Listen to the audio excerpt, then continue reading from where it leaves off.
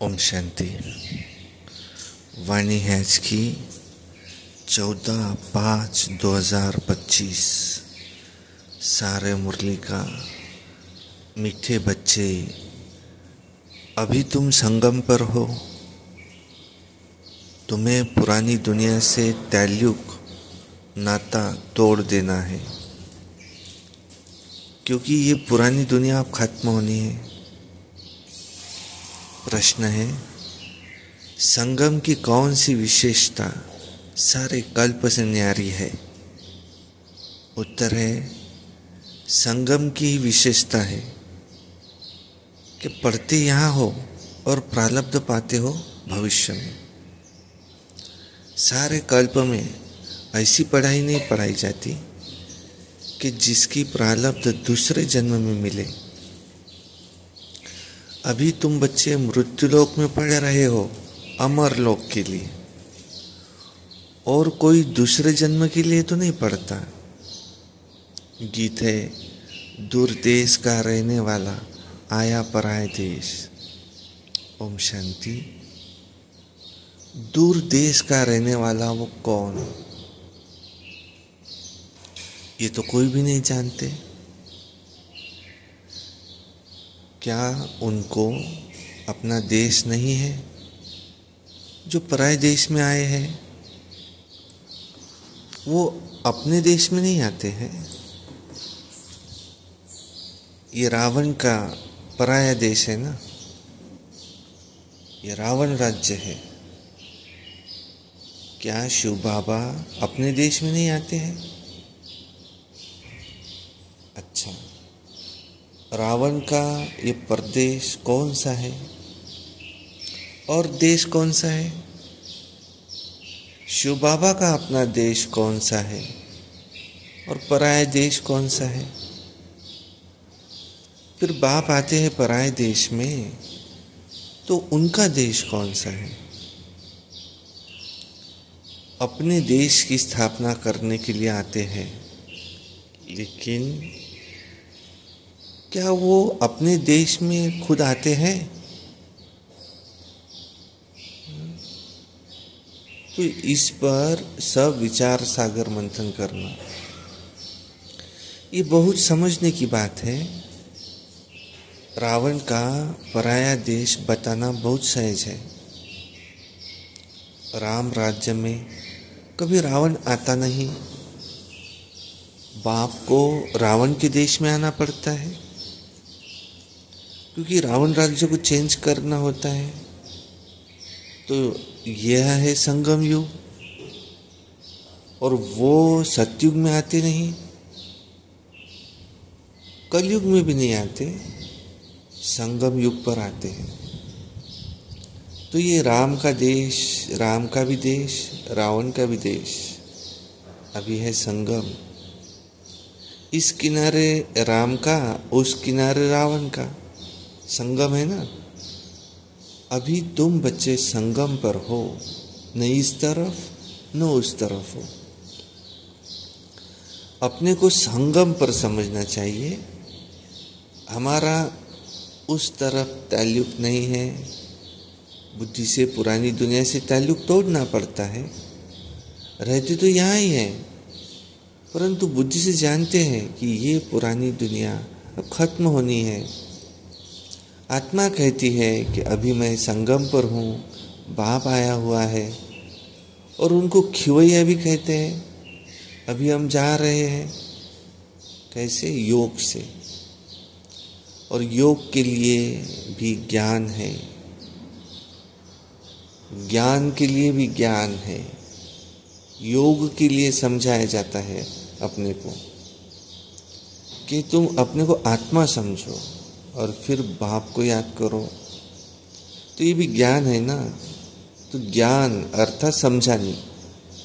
तो बाप मत देते आए हैं, बाप मत देने आए हैं। क्या कहते हैं अपने को आत्मा समझो। आत्मा ही 84 जन्म लेती है। बाप बच्चों को विस्तार से बैठ समझाते हैं। अभी ये रावण राज्य खत्म होना है। यहाँ है कर्म बंधन, वहाँ है कर्म संबंध। बंधन दुख का नाम है, संबंध सुख का नाम है। अब कर्म बंधन तोड़ना है। बुद्धि में है कि हम इस समय ब्राह्मण संबंध में हैं, फिर दैवी संबंध में जाएंगे। ब्राह्मण संबंध का ही एक ही जन्म है और फिर 8 और फिर 12 जन्म दैवी संबंध में होंगे। ये ज्ञान तो बुद्धि में है। इसलिए कलयुग छीछी कर्म बंधन से जैसे कि हमको ग्लानि आती है, इस दुनिया के कर्म बंधन में अभी हमें रहना नहीं है। बुद्धि मिलती है कि ये सब आसुरी कर्म बंधन है। हम भी गुप्त एक यात्रा पर है। ये बाप ने हमें यात्रा सिखलाई है कि इस कर्म बंधन से न्यारे हो, हम कर्मातीत हो जाएंगे। ये कर्म बंधन अब टूटना ही है।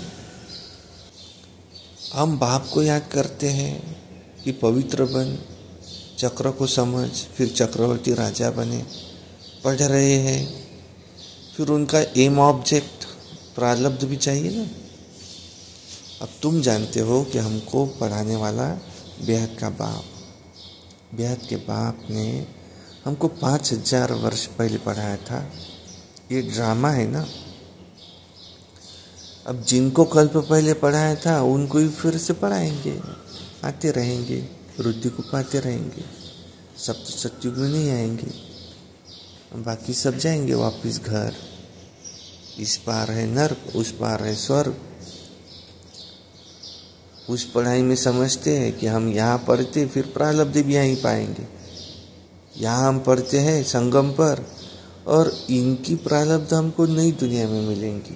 तो नई बात है ना। दुनिया में ऐसे तो कोई नहीं कहेंगे कि तुमको इस पढ़ाई की प्रारब्ध दूसरे जन्म में मिलेंगी, इस जन्म में अगले जन्म की प्रारब्ध पाना। तो ये सिर्फ संगम युग पर ही होता है। बाप भी आते संगम युग पर ही है। तुम पढ़ते हो पुरुषोत्तम बनने के लिए, एक ही बार पढ़ते हो। एक ही बार भगवान ज्ञान सागर आकर पढ़ाते हैं नई दुनिया अमरपुरी के लिए। ये तो है कलयुग, मृत्युलोक। हम पढ़ते हैं सतयुग के लिए, नरकवासी से स्वर्गवासी होने के लिए। तो यह है पराया देश, वहाँ है अपना देश। उस अपने देश में बाप को आने की दरकार नहीं। ये देश बच्चों के लिए ही है। वहाँ वो देश ही बच्चों के लिए है। वहाँ सतयुग में रावण आता ही नहीं, रावण गुम हो जाता है। और फिर आएगा द्वापर में तो बाप गुम हो जाता है। सतयुग में कोई भी उनको जानते नहीं, तो याद भी क्यों करेंगे। सुख की प्रारब्ध पूरी होती है तो फिर रावण राज्य शुरू होता है। फिर उनको पराया देश कहा जाता है। ये तुम समझते हो कि हम संगम युग पर है। हमको रास्ता दिखलाने वाला वो बाप मिला है, बाकी सब तो धक्के खाते रहते हैं। जो बहुत थके हुए होंगे, जिन्होंने कल्प पहले रास्ता लिया होगा, वो आते रहेंगे। अब तुम पंडे सबको रास्ता बताते हो। यह है रूहानी यात्रा का रास्ता, सीधा चले जाएंगे सुखधाम। तुम पंडे पांडव संप्रदाय हो। पांडव राज्य नहीं कहेंगे, राज्य न पांडव का न कौरव का, दोनों को ताज नहीं है। भक्ति मार्ग में दोनों को ताज दे दिया। अगर दे भी तो कौरव को लाइट का ताज नहीं देंगे, पांडव को भी अभी लाइट का ताज नहीं दे सकते, क्योंकि पुरुषार्थी है, चलते चलते गिर पड़ते हैं। तब किसको देवे? इसलिए वो सब निशानी विष्णु को दे दी है, क्योंकि वो पवित्र है। सतयुग में सब संपूर्ण पवित्र निर्विकारी होते। पवित्रता की ताज, पवित्रता की लाइट का ताज है ना। और इस समय कोई पवित्र नहीं। सन्यासी लोग कहलाते कि हम पवित्र हैं, परंतु दुनिया तो अपवित्र है ना। जन्म देखो ना, फिर भी विकारी दुनिया में लेते ना। तो ये रावण की पतित पुरी है। पावन राज्य सतयुग, वो नई दुनिया को कहा जाता है। अब तुम बच्चों को बाप बागवान कांटों से फूल बनाते हैं। वो पतित पावन भी है, वो खिवैया है, बागवान भी है। बागवान आए हैं कांटों के जंगल को फूलों का बगीचा बनाने। वो कांटों के जंगल में वो तुम्हारा कमांडर है, अभी एक ही है, यादव का कमांडर चीफ, वो शंकर को कहे।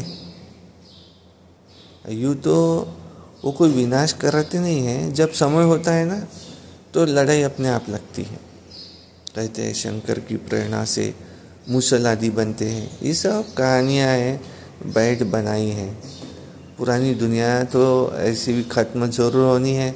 मकान पुराना होता है तो गिर पड़ता है, मनुष्य मर जाते, ये भी पुरानी दुनिया अब ख़त्म होनी है। ये सब दब कर मर जाएंगे, कोई डूब मरेंगे, कोई शौक में मरेंगे, बॉम्ब आदि की जहरीली वायु भी मार डालेंगी। तो बच्चों की बुद्धि में है कि अभी विनाश होना ही है, हम उस पार जा रहे हैं। कलयुग पूरा हो, सतयुग की स्थापना तो जरूर होनी है, फिर आधा कल्प लड़ाई होती नहीं है। अभी बाप आए हैं पुरुषार्थ कराने, देखो लास्ट चांस है, देरी की तो फिर अचानक मर जाएंगे। मौत सबका सामने खड़ा है, अचानक बैठे बैठे मनुष्य मर जाते हैं। तो मरने के पहले याद की यात्रा कर लो। अभी तुम बच्चों को घर जाना है, तो इसलिए बाप कहते बच्चे तुम घर को याद करो, तो इससे तुम्हारे अंत मते सो गति हो जाएंगी, तुम घर चले जाएंगे। परंतु सिर्फ घर को याद करेंगे तो भी तुम्हारे पाप विनाश नहीं होंगे। तो तुम बाप को याद करेंगे तो तुम्हारे पाप विनाश हो और फिर तुम चले जाएंगे अपने घर। इसलिए बाप को याद करते रहो, अपना चार्ट रखो, मालूम तो पड़े सारे दिन में हमने क्या किया है। 5-6 वर्ष की आयु से लेकर अपनी लाइफ में हमने क्या क्या किया है वो भी तो याद रहता है ना। ऐसे भी नहीं कि सारा टाइम फिर लिखना पड़ता है, ध्यान में रहता है। तो बगीचे में बैठ बाबा को याद किया, दुकान पर कोई ग्राहक नहीं है, चलो याद में बैठे रहे, अंदर में नोट तो रहेगा ना। अगर लिखने चाहते हो तो फिर डायरी भी रखनी पड़े। तो मूल बात यह है कि हमको तमो प्रधान से सतो प्रधान बनना है, तो कैसे बने? पवित्र दुनिया के हम मालिक कैसे बने? पति से पावन हम कैसे बने? तो बाप आकर ये नॉलेज देते हैं। ज्ञान का सागर है, बाप ही है। तुम अभी कहते हो बाबा हम आपके हैं, सदैव आपके ही हैं, सिर्फ भूलकर देहाभिमानी हो गए हैं। अभी आपने बताया कि हम फिर से देहाभिमानी बनते हैं। तो सतयुग में हम देहाभिमानी थे, तो खुशी से एक शरीर छोड़ दूसरा लेते थे। तो तुम बच्चों को अब ये धारणा फिर से होनी चाहिए, तो उसके लिए फिर समझाने लायक बनना है, बहुतों का कल्याण होगा।